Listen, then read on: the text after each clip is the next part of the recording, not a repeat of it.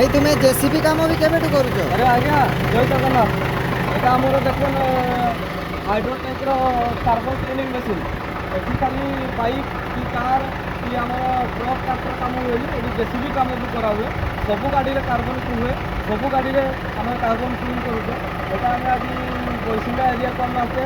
ଏଠି ଦେଖୁন water project କାମ ଚାଲିଛି। ତ ଏଠୁ ଆମେ ଏଇ ଗାଁକୁ ଆସିଥିଲେ ଅଲଗା ମାନେ ଗାଡ଼ି କରିବା ପାଇଁ, କାର୍ ଫାର୍ କରିବା ପାଇଁ। ତ ଭାଇ ଜଣେ ଦେଖିକି ଜାଣିଛନ୍ତି ଏ ବିଷୟରେ, ସେଥିପାଇଁ କହିଲେ ଆସିକି ଆମେ ଜେସିବି ଦୁଇଟା କରିଦିଅ। ତ ଏଇଟା ପ୍ରଥମ ଜେସିବି ହେଉଛି, ଏଇଟା କଲେ ପୁଣି ଆଉ ଗୋଟେ ଆସିବ। ଏଠି ଦେଖୁন ଜେସିବି କାମ ଚାଲିଛି। ଏଠି ପାଇପ୍ ଭର୍ତ୍ତି କରାହେଇଛି। ଏଠି ଯେଉଁ ପାଇପ୍ଟା କନେକ୍ଟ କରାହେଇଥାଏ, ସେଇଠୁ এই পাইপটা কনেক্ট করা হয়েছে। এই পাইপটা দেখুন খোলা হয়েছে।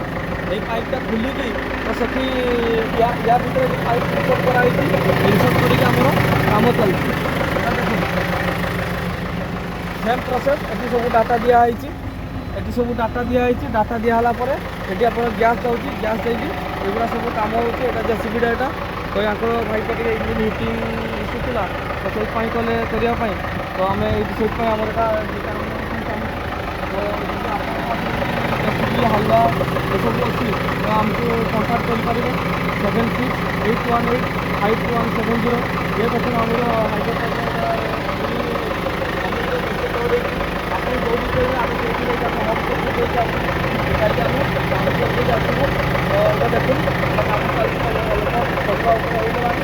ତ ଏଇ ଗାଡ଼ି କାମ କରିସାରିଲେ ଭାଇ ଆଉ ଗୋଟେ ଗାଡ଼ି କାମ ହେବ।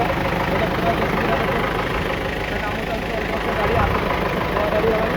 ତ ଏମିତିକା ଆମେ ସବୁ ଗାଡ଼ି ଆମେ ଜେସିବି ବହୁତ ଟ୍ରାକ୍ଟର ବହୁତ ଯେତେ ସବୁ ଗାଡ଼ି ଅଛି ସବୁ ଗାଡ଼ି ସମୟ ପାଇଲେ କି ଆପଣ ଭିଡ଼ିଓ ଦେଖିକି ଯଦି ଆପଣଙ୍କୁ ଭଲ ଲାଗିବ